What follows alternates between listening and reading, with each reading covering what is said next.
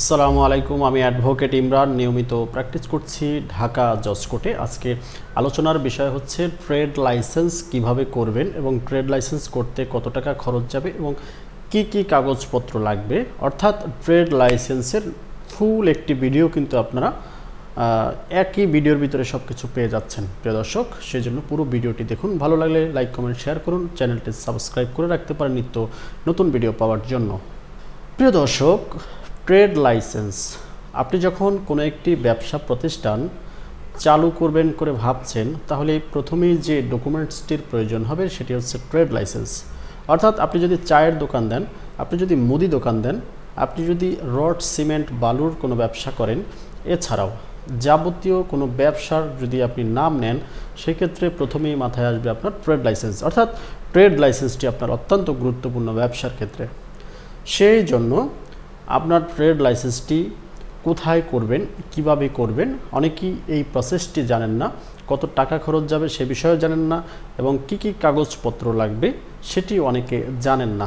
যার জন্য আজকের এই ভিডিওটি আপনাদের জন্য তৈরি করা। প্রিয় দর্শক, সম্পূর্ণ ভিডিওটি দেখুন। এই ক্ষেত্রে আমাকেও আপনাদের প্রয়োজন হতে পারে, সেক্ষেত্রে স্ক্রিনে দেওয়া নাম্বারে যোগাযোগ করতে পারেন। প্রিয় দর্শক, ট্রেড লাইসেন্স করার জন্য প্রথমেই আপনার একটি জায়গা নির্ধারণ করতে হবে। অর্থাৎ আপনি কোথায় আছেন, আপনি যে জায়গায় ট্রেড লাইসেন্সটি করবেন, ট্রেড লাইসেন্স কিন্তু এলাকা ভিত্তিকও হয়ে থাকে প্রিয় দর্শক। যদি আপনি ইউনিয়ন কাউন্সিলের আন্ডারে হতে পারেন, আপনি পৌরসভায় হতে পারেন, আপনি সিটি কর্পোরেশনের আন্ডারে হতে পারেন, কোথায় আপনি আছেন, আপনি যেখানে থাকেন সেইখানে আবেদন করতে হবে। অর্থাৎ আপনি যদি ইউনিয়ন এর আন্ডারে থাকেন তাহলে ইউনিয়ন অফিসে যোগাযোগ করতে হবে। আপনি যদি সিটি কর্পোরেশনের আন্ডারে থাকেন তাহলে আপনি সিটি কর্পোরেশনেও এই আবেদনটি করতে পারেন প্রিয় দর্শক। এই ক্ষেত্রে অনলাইনেও সেবা শুরু হয়ে গিয়েছে, আপনি চাইলে অনলাইনেও আবেদন করতে পারেন। এখন আসি কি কি কাগজপত্র অত্যাবশ্যকীয় প্রিয় দর্শক। এই ক্ষেত্রে আপনার যে কাগজপত্রগুলো লাগবে তার জন্য একটি লিস্ট আমি দিচ্ছি। তবে আপনার কাগজপত্রগুলো দেওয়ার আগে ব্যবসাটা কি আপনি একা পরিচালনা করবেন কিনা বা দ্বিপাক্ষিক লোক নিয়ে পরিচালনা করবেন কিনা, অর্থাৎ একাধিক লোক নিয়ে পরিচালনা করবেন কিনা, সেটি কিন্তু অত্যন্ত গুরুত্বপূর্ণ। যদি আপনি একা ব্যবসা চালু করেন তাহলে প্রসিডিউর এক হলেও কাগজপত্রতে ভিন্নতা রয়েছে। আর যদি আপনি একাধিক ব্যক্তি নিয়ে আপনি যদি ব্যবসা প্রতিষ্ঠান চালু করতে চান তাহলেও কিছুটা প্রসিডিউরের ভিন্নতা রয়েছে প্রিয় দর্শক। আমি বলছি আপনি একা ব্যবসাটি চালু করতে চাচ্ছেন, অর্থাৎ আপনি একটি হয়তো চায়ের দোকান দিতে চাচ্ছেন, না হয় আপনি একটি মুদি দোকান দিতে চাচ্ছেন, অথবা আপনি একটি ফার্মেসি দিতে চাচ্ছেন। যেটি দেন না কেন, অবশ্যই আপনার এক কপি ছবি লাগবে, এখানে 3 কপি ছবি লাগবে, 3 কপি ছবি লাগবে।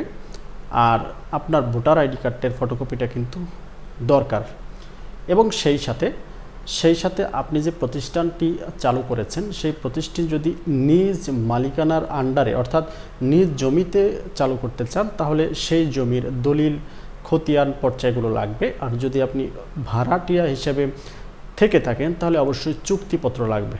আপনি যে তার সাথে চুক্তি করেছেন 3 বছর 5 বছর মেয়াদে, সেই চুক্তিপত্রটি কিন্তু লাগবে। এবং সেই সাথে আপনার যেটি লাগবে সেটি হলো ইলেকট্রিসিটি বিল, অর্থাৎ আপনি যে বাড়িতে থাকেন সেই বাড়ির বাড়িওয়ালার, অথবা আপনি নিজের যদি বাড়ি হয় সেই বাড়ির যে বিদ্যুৎ বিলের ফটোকপিটি কিন্তু আপনার একান্ত অত্যাবশ্যকীয়, অর্থাৎ এগুলো আপনার লাগবে। সেই সাথে আপনার কিন্তু আবেদন করতে হবে প্রিয় দর্শক। যদি আপনি মালিকানা একাধিক হয়ে থাকে, অর্থাৎ আমি বলতে চাচ্ছি যদি আপনি অন্য কাউকে সাথে নিয়ে যদি এই ব্যবসাটি পরিচালনা করতে চান, সেই ক্ষেত্রে ওই ব্যক্তিরও কিন্তু এই কাগজগুলো লাগবে। এবং সেই সাথে আপনার যে পার্টনারশিপ ব্যবসাটি করতে চাচ্ছেন সেই ক্ষেত্রে পার্টনারশিপের একটি চুক্তিপত্র লাগবে, অর্থাৎ আপনারা পার্টনারশিপ যে ডিড হয়েছে সেই ডিডের কপিটি কিন্তু লাগবে প্রিয় দর্শক। এই ক্ষেত্রে কোম্পানির ক্ষেত্রেও এই সেম সিস্টেমে কিন্তু আপনার এই আবেদনগুলো করতে হবে প্রিয় দর্শক। আপনি যে আন্ডারে থাকেন, আমি বলতে চাচ্ছি যদি আপনি ঢাকার ভিতরে থাকেন,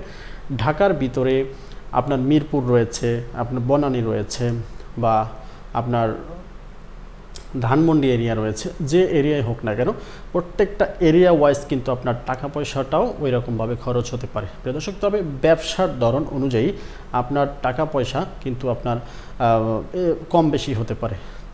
এই ট্রেড লাইসেন্সটি করার জন্য আপনার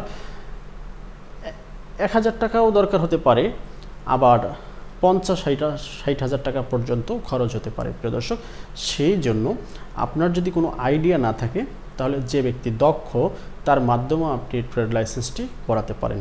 আমাদের লিগাল সার্ভিস এই চ্যানেলটির নামেই আমাদের ল ফার্ম, আমাদের যে আইনজীবী আমরা, সেই আইনজীবী আমাদের একটা চেম্বার রয়েছে।